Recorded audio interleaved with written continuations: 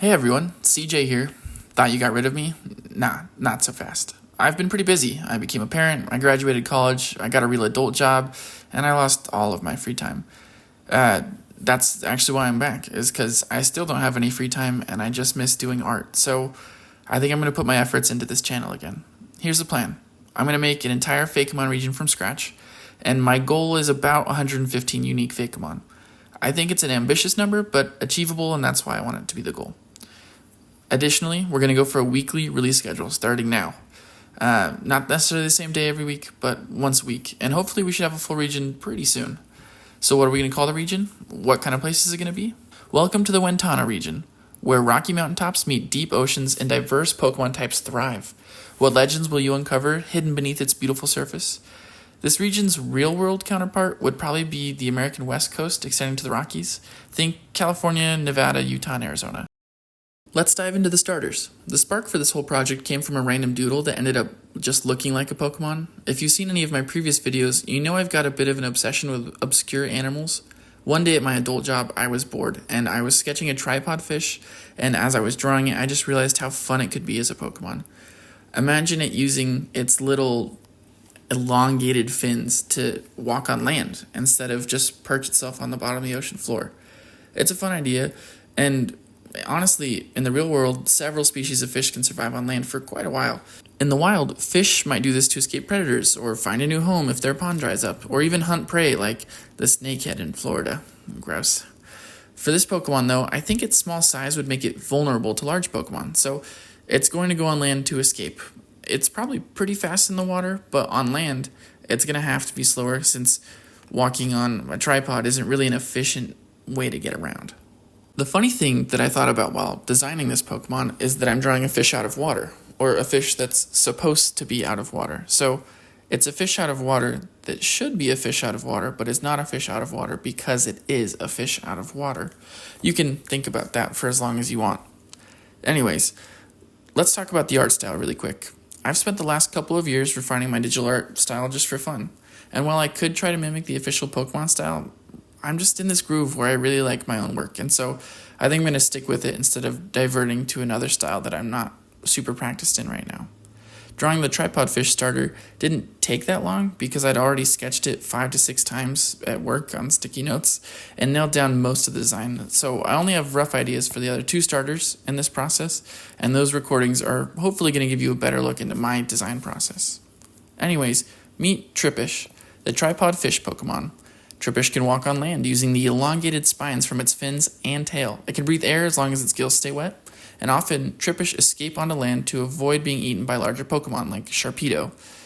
While on land, they dig their spines into the ground to steady themselves before an attack, kind of like digging in, and it's thought to give them an extra power-up for projectile-based moves. Next up, the Wentano region's fire starter. I wanted my starters to feel unique with their own distinct identities, and that's why I'm bringing back an old design from my early college days. I think it fits the bill, even if it's technically based on an animal that already has 17 Pokemon based off of it, at least on my count. Here's the deal. There are 17 frog Pokemon, and I'd say maybe 4 of them really qualify as toads. That's not a lot. None of them, though, truly capture the physiology of a toad, in my opinion, and much less a frog. In fact, almost all of these, with the one exception of Venusaur, end up on 2 legs all the time. What's up with that? Anyways, I want a real toad Pokemon that respects the real-world counterpart and their chubby little bodies. So, what do toads and fire have in common? You might expect a clever take on poisonous burns or something. I don't know. For me, it's a lot simpler than that. When I was younger, we lived in California, and each summer, my sisters and I would fill giant containers with water and rescue tadpoles from puddles around our yard that would have dried up otherwise. Eventually, we'd have a ton of tiny little woodhouse toads. Don't worry, we let them go after they got bigger, though we kept finding them and catching them again and again as they grew.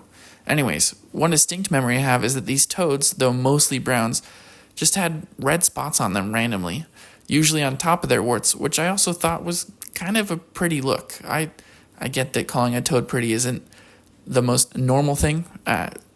You can make your own decision on that. I think toads can be beautiful. Anyways, here's what I came up with. The idea of a toad Pokemon whose skin is literally magma. Here's why. Real toads and frogs breathe through their skin, when it's moist at least, using osmosis to absorb oxygen and yada yada yada science stuff. Anyways, this Pokemon's skin would be anything but moist. In fact, again, it's molten magma. And what if the toad Pokemon's warts were actually little magma bubbles that rise up to the surface and burst? It would be a lumpy, bumpy, fiery little guy. No poison, just super hot magma and an amphibious, no longer amphibious, I guess, Pokemon. And what if this Pokemon had a usually fun and outgoing personality but was super easily angered? Like, when that happens, the magma bubbles that are its warts would explode in a fit of rage. And this could also be a defense mechanism. A four-legged toad ready to explode at any moment, just like a volcano. Duh. It doesn't rhyme, but it sounds cool. Anyways, meet Maglet, the magma toadlet Pokemon. These Pokemon are exceptionally rare, found within the volcanic tubes that run below the massive mountain ranges of Wentano.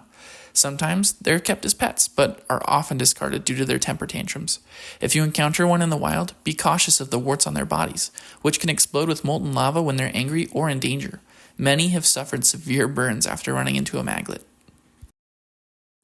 Last but not least is my favorite of the three starter designs. I've always had a soft spot for grass-type starters. Maybe it's because I'm a dinosaur kid, and the first four grass starters were all dinosaurs, which those are the main games I played. But for this one, I'm not going with a dinosaur. Sorry, fellow paleo kids. This concept actually took the longest to develop, mostly because I created Trippish on accident, and Maglet is just a reimagined design that I've already had in my back pocket for a while. Despite that, once I found the concept, this design practically created itself. It started with brainstorming which area of the animal kingdom my grass starter would come from. We've had 4 dinosaurs, a snake, a rodent, and though I love Chestnut, it's never been clear what he is, so I'm just going with rodent, an owl, a gorilla, and a cat. We've got 5 reptiles, 1 bird, and 3 mammals. That was a clue to look in another spot of the animal kingdom, personally, and since I already have a fish and an amphibian, I wanted to avoid repeating those categories as well. If you've been paying attention, I have not left myself many options within the animal kingdom. Luckily, there is one group I can pull from that has a lot of ideas. Bugs. Shockingly, with all the real-world bugs that mimic plant life, we don't have a true grass bug Pokemon based on mimicry. We have Fomantis and Lurantis, which are plants pretending to be bugs, which is fun. Levani and things like Wormadam or Burmy that sew together leaves as like a covering for themselves, but that's not mimicry, that's fashion?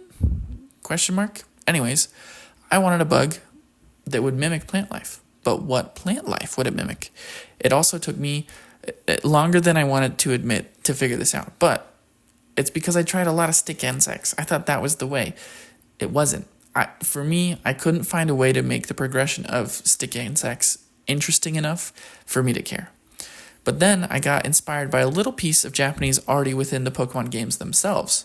Did you know that what we call basic Pokemon in English are in Japanese called Tane, or seed Pokemon? That's right. Picture this.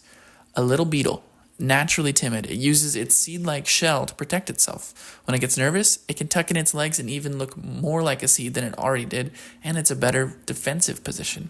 The finishing touch, 2 little tails coming out of the top of the seed meant to look like sprouts alongside the beetle's antennae, which I like a lot because in bugs in real life, you usually have head pieces like antennae, and then you'll have tails that match the antennae, things like centipedes, where is the head? Who knows? It's tricky, spooky. For a scared little bug Pokemon, it's perfect. They don't know where his head is. Meet Seedle, the seed beetle Pokemon. Seedle are naturally cautious and timid, making them hard to find as they disguise themselves among the seeds scattered on the forest floor in the Wentano region. No one is sure of their population numbers since they make themselves intentionally difficult to track.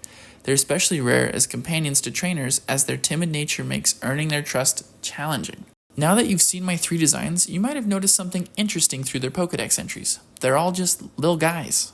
After finishing these designs, I realized I'd chosen 3 small animals as my starter inspirations and decided it would be fun if they were smaller than normal. In my mind, the normal starters are maybe the size of like a 10 to 15 pound dog, and so I think my starters would be just big enough to fit in an adult's hand, or a child might need both hands to hold them. Playing with this smaller size could introduce interesting themes as we evolve these Pokemon into the full-fledged elemental forces that starters often become. Thank you for watching a video on this channel. I know it's been inactive for almost a year and a half, and whether you're a returning viewer or new to the channel, I really appreciate, the space that YouTube gives me for my art and for the people who enjoy it. If you would have told me in elementary or middle school or even high school that one day people would actually care about the Pokemon I designed, I'd be ecstatic. Creating this region is a passion project, and I'm excited to share every step of it with you. So, if you're interested in following along as I build the Wentano region from the ground up, make sure you subscribe. Hit the notification bell so you don't miss any updates, and leave a comment below with your thoughts on the starters. Which one's your favorite? What kind of evolutions do you think they'll have? I have at least the final evolutions essentially planned out, so I'm curious to see if you can guess what's going on. I'm eager to hear your ideas and feedback as we embark on this journey together. See you in the next video.